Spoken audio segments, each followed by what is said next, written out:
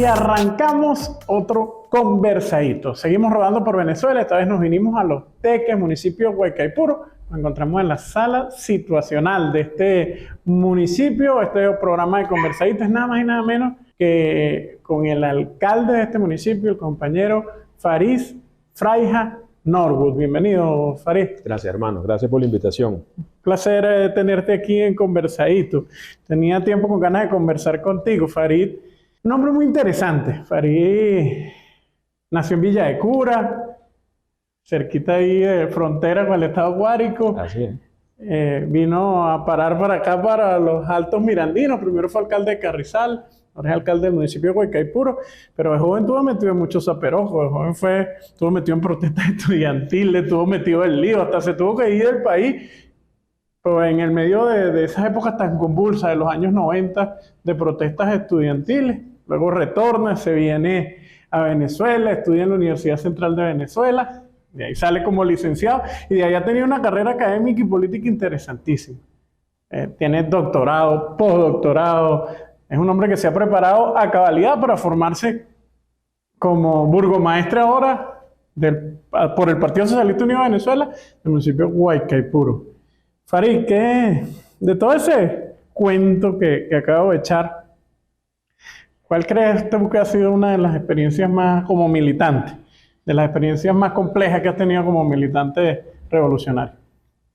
Bueno, en primer lugar agradecerte esta invitación. Creo que lo más complejo que nos ha tocado vivir, creo que no solamente a mí, sino a quienes militamos en la Revolución Bolivariana, fue la desaparición física, el cambio de plano de nuestro comandante Chávez, ¿no? Yo recuerdo que estaba justamente en mi casa, estaba en Carrizal, y al enterarme, bueno, de la noticia, inmediatamente me fui a Caracas a encontrarme, bueno, con un conjunto de camaradas allá, y te cuento que no se me pasa el dolor. Es un duelo con el que he aprendido y hemos aprendido a vivir, en donde nos ha permitido fundamentalmente abrazar con mucho más fuerza el proyecto bolivariano, el proyecto de Chávez, y a pesar de las dificultades, echarlo hacia adelante, hacer que se cumpla y fundamentalmente defender gran parte de los elementos centrales de esa propuesta. Uno de ellos, lo principal, la incorporación del poder popular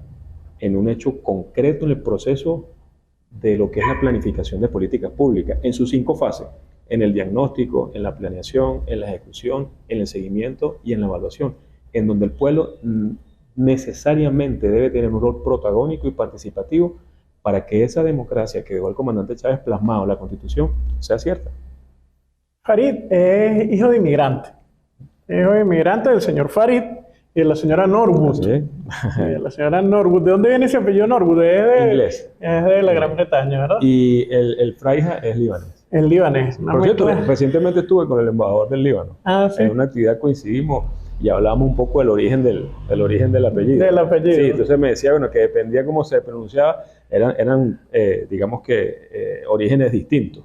Pero sí, bueno, vengo de 2 culturas bastante interesantes. Sí, es una mezcla muy interesante. Sí. Británico y el mundo musulmán. Así es. Sin embargo, venimos, mi familia viene de la parte católica, okay, de justamente del Líbano, en donde, bueno, producto de ese fenómeno de globalismo y la globalización, vinieron a templar para acá, para Sudamérica.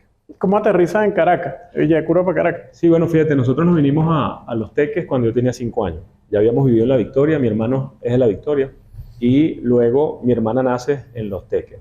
Nosotros de los 5 años nos instalamos en Los Teques y desde allí estudié toda mi primaria, gran parte de mi secundaria en Los Teques, y en el año 92 salgo yo como bachiller del Liceo Francisco de Miranda. Recuerdo, por cierto, que la promoción se llamó 500 años del encuentro de 2 mundos, ¿no? Una visión bien romántica de lo que realmente sucedía hace 500 años. Fue el mismo año de la aparición de nuestro comandante Chávez, fue el mismo año del 27 de noviembre, donde, por cierto, luego de algunas participaciones que estuve en esos acontecimientos, es justamente donde se produce esa necesidad de irme porque ya habían matado para ese momento 25 estudiantes a nivel nacional. Estuviste detenido, ¿no? También. Estuve detenido Los colapsos de la DC. en 3 oportunidades, estuve justamente en los Chaguaramos, donde antes quedaba la DC. Por cierto, en la última vez que me detienen, fui compañero, la celda mía estaba aquí, la celda al lado estaba Freddy Bernal. Recuerdo que Freddy llamó a una huelga de hambre. Estuvimos una semana sin alimento, ella justamente por eso se llamaba la huelga de hambre. Fueron años muy duros, muy complejos, pero que bueno, le fortalece uno el espíritu, el alma y el compromiso. Y aquí estamos, gracias a esos caminos recorridos, aquí seguimos, de vuelta, por cierto, en Los Teques. Así es, de retorno en Los Teques. Y bueno, podemos hablar un poco de eso entonces. Vamos a hablar de cómo te ha ido en la alcaldía de Los Teques. ¿Cuáles han sido tus principales batallas que has tenido que dar cuando llegaste aquí a Huaycaipuro? Bueno, este es un municipio, es la capital, ¿no? Aquí reside la capital del estado bolivariano de Miranda. Es un municipio, por supuesto, muy extenso, son 7 parroquias. En los Altos Mirandinos hay 9 parroquias, 7 se concentran en el municipio Huaycaipuro. Es un municipio muy diverso, en donde nos encontramos con muchas potencialidades. Creo que la principal batalla ha sido recuperar la fe de la gente en la política. Han sido años muy duros que nos ha tocado transitar y en medio de eso la gente perdió la fe en la política, que a través de la política realmente se pueda solucionar los problemas y que efectivamente la política sea eso, la capacidad que tenemos para transformar la realidad que no nos satisface. Creo que una de las principales batallas que hemos dado eso y el reposicionamiento del poder popular por encima del ejercicio de la política. Ha sido todo un desafío que recientemente, por cierto, juramentamos con la presencia de nuestra diputada Blanca Cao al Consejo Local de Políticas Públicas, un espacio que tenía aproximadamente más de 10 años que no se actualizaba y que ahora, bueno, lo tenemos con consejos comunales actualizados, comunas actualizadas, movimientos sociales actualizados y un espacio en donde el compromiso ahora es darle realmente el protagonismo y la participación a la gente. Qué bueno. De estos años vividos con el presidente Nicolás Maduro, se han vivido batallas muy duras y el municipio de Huaycaipuro no ha estado exento de esa realidad, ¿no? El bloqueo, las sanciones han provocado circunstancias complejas para nuestro pueblo y no han dejado pocas heridas. ¿Cuáles heridas crees tú que son las que se deben sanar? Además de esta que me estás diciendo que es como una especie de despolitización, ¿no? Es un tema cultural también que ha sido tocado por lo material, pero que es un tema cultural. ¿Cuáles son esas principales heridas ya en la vida cotidiana del tequeño que conseguiste al llegar a la alcaldía? ¿Sabe, Gustavo, que yo no estoy muy de acuerdo con que el ciudadano se haya despolitizado? Yo creo que ha habido una desconexión de la clase política, con las realidades del pueblo. Yo creo que esa desconexión se produce justamente por la crisis que nosotros vivimos. Estábamos conteniendo una crisis, una situación muy difícil, producto de bloqueo, de sanciones, de intento de magnicidio, de intento de golpe de Estado, frente a un pueblo, bueno, que estaba viviendo realidades muy complejas que afortunadamente teníamos al presidente Nicolás Maduro al mando. Allí, bueno, en medio de las dificultades, no sacrificando las políticas sociales, pero sí efectivamente con un deterioro, progresivo de la calidad de vida del ciudadano. En medio de estas circunstancias, creo que el principal desafío es justamente curar esas heridas. Volver a recuperar la fe y la esperanza en la política. Hoy vemos el emprendimiento, cómo el emprendimiento ha surgido, pero ahora con el propio sacrificio de la gente, ¿no? Bueno, se acaba de aprobar una ley, la Asamblea Nacional, el presidente Nicolás Maduro le está dando un fuerte impulso a través de políticas nacionales y también a través del impulso a políticas estatales y municipales a lo que es el emprendimiento, bueno, producto justamente de esa retoma de la agenda ya en un momento en donde Venezuela empieza a dar signos de que las cosas han venido mejorando. Creo que una de las primeras heridas que debemos curar es justamente esa, empezar a recuperar la fe. Lo que sucede en Venezuela creo que es un escenario muy adelantado de lo que de alguna manera pues siempre va a suceder en Sudamérica. Fíjate que nosotros somos una realidad asincrónica. Totalmente. ¿No? Producto quizá de nuestra propia economía. Sí. Una realidad totalmente asincrónica. Cuando los países están en crisis, Venezuela está en bonanza. Cuando los países están en bonanza, bueno, ahí esa situación a veces nos hace, por supuesto, replantear mucho lo que es el rol estratégico que tiene Venezuela en Sudamérica y hoy lo podemos decir también en gran parte del mundo. Lo que se ha venido impulsando en Venezuela, lo que se impulsó en Venezuela, producto, por ejemplo, de la propia propuesta del comandante Chávez, de lo que fue la constituyente, pues lo estamos viendo en países sumamente conservadores como el caso de Chile. O lo estamos viendo en países en donde se han levantado también propuestas similares en Europa. O sea, creo que de alguna manera la posición que ha tenido Venezuela lo da también por sus particularidades. por esas condiciones que nos hacen definitivamente ser un país excepcional. Y esas particularidades y esa sincronía que tú planteas hace que en el medio de una crisis global producida por el conflicto en Ucrania, por la pandemia y por diversos factores, e incluso por el tema de la energía y el petróleo, en Venezuela hay una especie de recuperación, ¿no?, progresiva de esos conflictos que estábamos conversando. Ahora, desde el municipio de Guaycaipuro, ¿cómo visualizas ya como el máximo dirigente de este municipio, tanto del partido como de la alcaldía? ¿Cómo visualizas tú esas nuevas formas de economía que pueden ayudar a que el municipio se levante? Mira, hay un concepto que maneja Chantal Mouffe, que es un concepto que yo creo que hoy tiene mucho sentido. Luego, la vida y espacio a las realidades que se viven en la sociedad, incorporando los movimientos sociales, que es el de la hegemonía expansiva. Este concepto de hegemonía expansiva tiene mucha fuerza y lo da justamente cómo el mundo ha venido cambiando, producto justamente de la conformación de movimientos que no necesariamente operan desde los códigos de la política, pero cuyos códigos sí inciden en el diseño de la política pública. Okay. ¿A qué me refiero? Cuando hablamos de esas nuevas formas, necesariamente tú tienes que volcarte a ver lo que está sucediendo con el emprendimiento.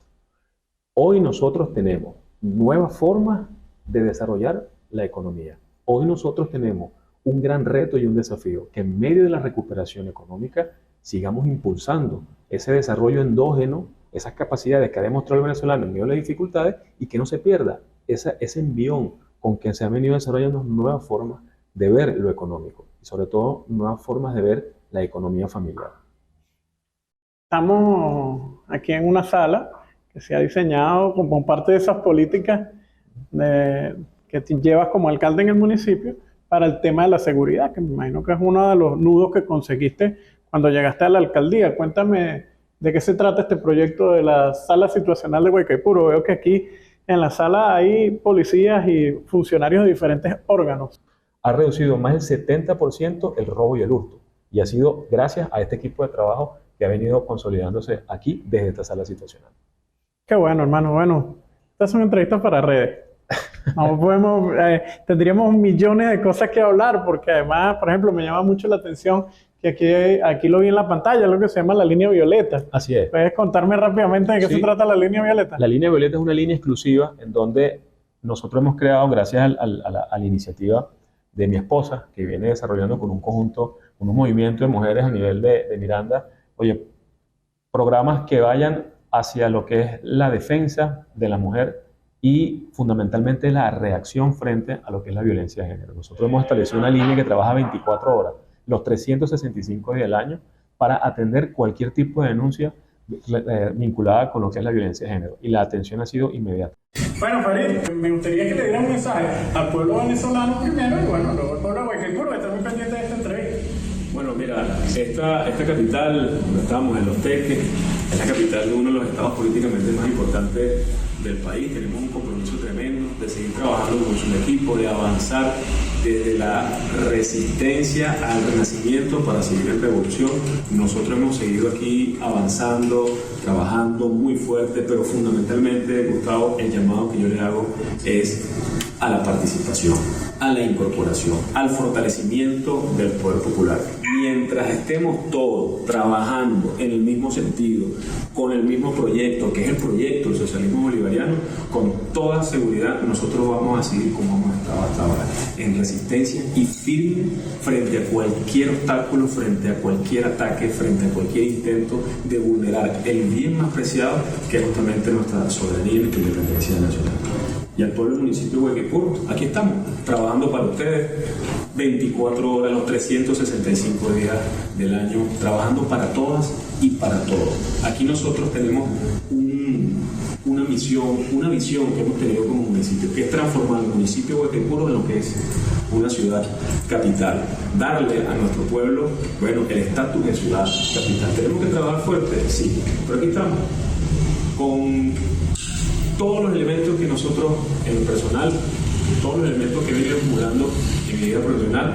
Tú lo decías al principio, mira, yo he dedicado mi vida a esto, a formarme para poder asumir este tipo de responsabilidades. Y todo lo que soy, todo lo que tengo, todo lo que he aprendido, todo lo que siento en mi corazón de gratitud a este pueblo, estará a la orden del municipio bolivariano de Guaricuro para hacer cada día de esta ciudad una mejor ciudad, y que en 4 años, cuando nos toque justamente rendir cuentas por la gestión, al menos el balance que tengamos sea mucho más positivo de lo que tenemos en nuestro municipio. Gracias, hermano. Muchísimas gracias por recibirnos aquí en tu municipio. Y este fue otro capítulo de Conversadito. Recuerda suscribirte al canal, darle me gusta, compartirlo por todas nuestras redes, @4fweb. Conversadito, Sarifray.